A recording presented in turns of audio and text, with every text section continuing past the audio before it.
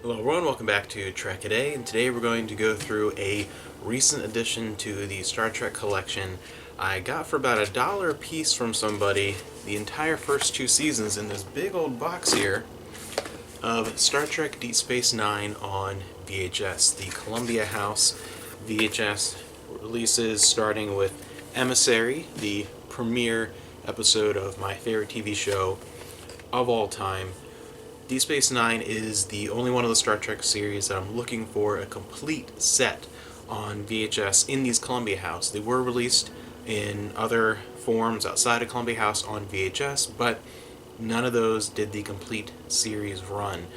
Most of those lines ended somewhere around season 5, and then a few episodes here and there, and PAL Territories got a few different ones, but the North American Columbia House Collector's Edition release line is the only way to get the entire series on VHS, and because Deep Space Nine is my favorite, that's what I've been looking to get, and this was just great to be able to have the entire first two seasons just in one big lot complete, because that's the hard thing, because it's been so long since these came out, since the 1990s.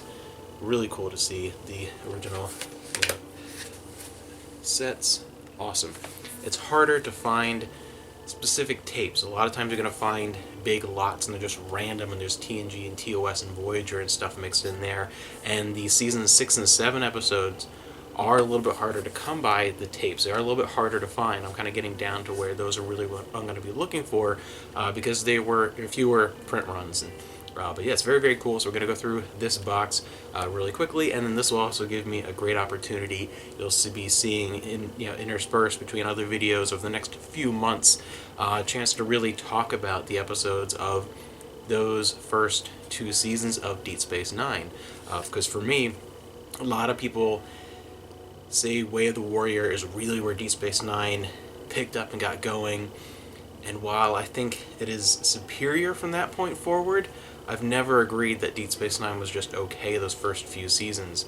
It's always been brilliant. To me, season 3 is one of my favorite seasons of Star Trek in general.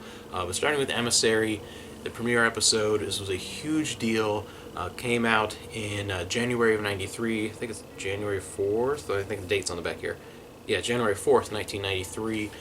One of those great memories watching a new Star Trek. Again, it wasn't one that the whole family was super into. It was mostly me and occasionally my dad. But Deep Space Nine, right off the bat from Emissary, I loved the different look at the world of Star Trek. Growing up with TNG to that point and reruns of TOS, and really seeing the attempt at utopia, really seeing the extent to which humans are trying to reach their potential, and seeing how that is the main drive. And obviously things are not always perfect, and there are moral issues, and there are people that are an issue, and there's all these different conflicts, but at the same time it's not about a perfected humanity, but a humanity that is striving towards bettering itself constantly, rather than other pursuits such as monetary gains, and really loving that.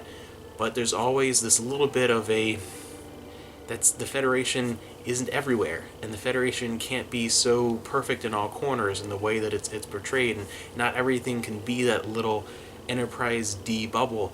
And I love seeing a different aspect of that, and starting off with Wolf 359 and Emissary, and seeing sort of the outskirts of the Federation and things that, other issues that are surrounding them, and the build-up that TNG had at that point with the Cardassians, and introducing the Bajorans, and kind of putting a little bit out there of that conflict and what was going on with characters like Rolaren. I'm just seeing that and come to fruition with Deep Space Nine, even from the very beginning.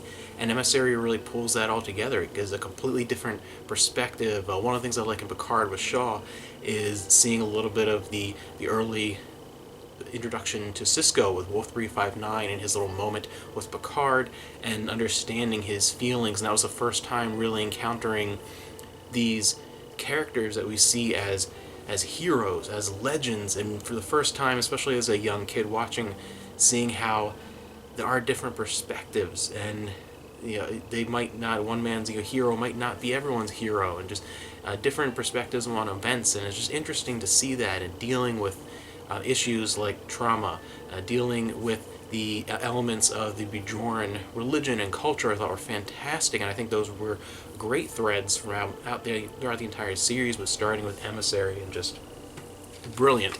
And then we have Past Prologue and A Man Alone. These might not be in exact order quite yet. I'll put them on the shelf, but just going through these boxes here, Past Prologue and A Man Alone. And again, eventually you'll see these tapes again as I talk more about these episodes individually, give them each a couple of minutes just to talk about Babel and Captive Pursuit. And we have the one Q episode, Q-less, and Dax is a great combination here, but Q's moment to shine on Deep Space Nine and really just try and bring home how this is a different aspect of Star Trek. Then we have The Passenger and Move Along Home, the famous, or should I say infamous, Move Along Home. I will talk about that one for sure. Then we have The Nagus and Vortex. Deep Space Nine doing a whole lot of focus on the Ferengis and Ferengi culture and building that up and getting into a lot of great characters with that. Progress and If Wishes Were Horses. One of my favorite early Deep Space Nine episodes paired with one of my least favorite early Deep Space Nine episodes. Let's see if you can guess which is which. With which is which? I'm looking at the word wish and trying to say which, and it just did not work. Progress and If Wishes Were Horses. Then Forsaken and Dramatis Personae.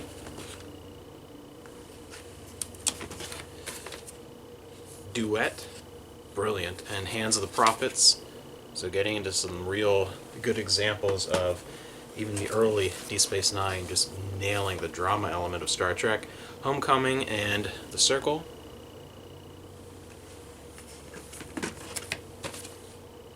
And we have, this is the Siege.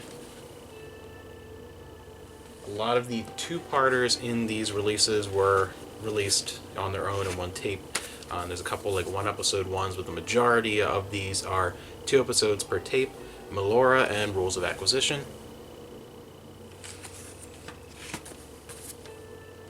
Necessary Evil and Second Sight.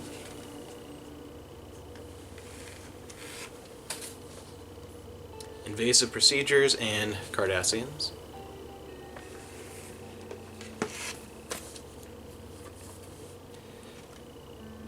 Sanctuary and Rivals.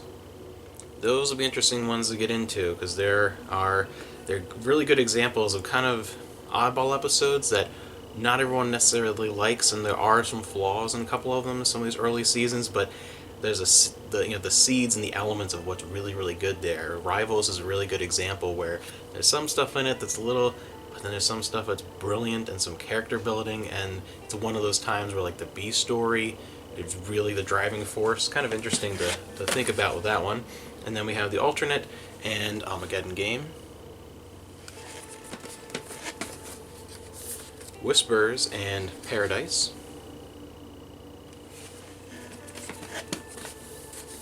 Shadow Play and Playing God.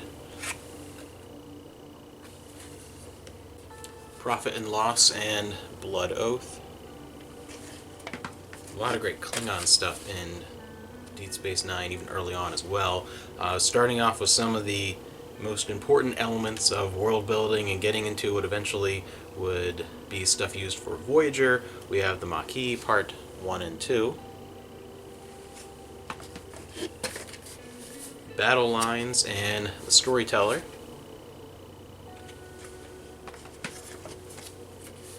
The Wire and Crossover.